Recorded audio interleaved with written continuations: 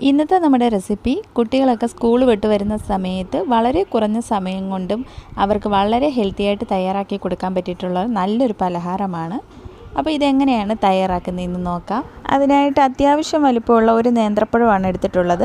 ഇനി ഇതുപോലെ ഒന്ന് അരിഞ്ഞിട്ട് ഇത് മിക്സിയുടെ ജാറിലേക്ക് ചേർത്ത് കൊടുക്കാം. മധുരത്തിനായിട്ട് 1/4 കപ്പ് പഞ്ചസാരയാണ് ചേർത്ത് കൊടുക്കുന്നത്. ഇപ്പോൾ പഞ്ചസാരയ്ക്ക് പകരം നിങ്ങൾക്ക് ശർക്കര ആയിരുന്നാലും ചേർത്ത് കൊടുത്താൽ മതി.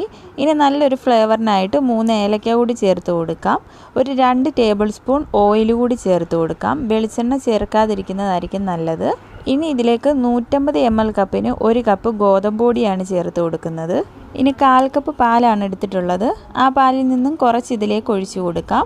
ബാക്കി ഈ ഒരു അളവിൽ ഞാനൊന്ന് മാറ്റി വെക്കുന്നുണ്ട്. ഇനി ഇതെല്ലാം കൂടി നന്നായിട്ടൊന്ന് ബ്ലെൻഡ് ചെയ്തെടുക്കാം. ഇപ്പം ഞാൻ നല്ലതുപോലെ ഒന്ന് അടിച്ചെടുത്തിട്ടുണ്ട്.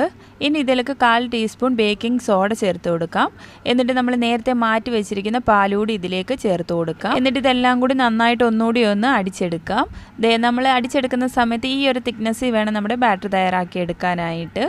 ഇപ്പോൾ നിങ്ങൾ അടിച്ചെടുക്കുന്ന സമയത്ത് ഈ ഒരു തിക്നെസ്സിൽ കിട്ടുന്നില്ലെങ്കിൽ കുറച്ച് പാലുകൂടി ഒഴിച്ച് ഒന്നുകൂടി ഒന്ന് അടിച്ചെടുത്താൽ മതി. ഞാനിപ്പോൾ ഒരു 3 ബൗൾ എടുത്തിട്ടുണ്ട്. അതിലേക്ക് കുറച്ച് നെയ്യ് ഒന്ന് തൂത്ത് കൊടുത്തിട്ടുള്ളതാണ്. നെയ്യ്ക്ക് പകരം ഓയിൽ വേണേലും തൂത്ത് കൊടുത്താൽ മതി.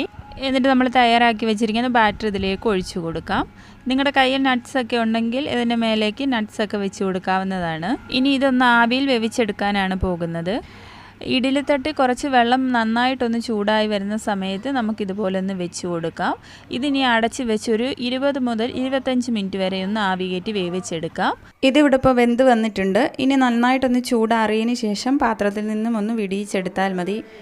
നേന്ത്രപ്പഴമൊക്കെ ഉള്ള സമയത്ത് ഒരു തവണയെങ്കിലും ഇതുപോലെ ഒന്ന് ട്രൈ ചെയ്ത് നോക്കുക. കുട്ടികൾക്കൊക്കെ ഒരുപാട് ഇഷ്ടപ്പെടും. നമ്മുടെ ചാനൽ ആദ്യമായിട്ട് കാണുന്നവരാണെങ്കിൽ ഒന്ന് സബ്സ്ക്രൈബ് ചെയ്ത് ഒന്ന് സപ്പോർട്ട് കൂടി ചെയ്യണേ. നല്ലൊരു റെസിപ്പിയുമായി നമുക്ക് വീണ്ടും കാണാം.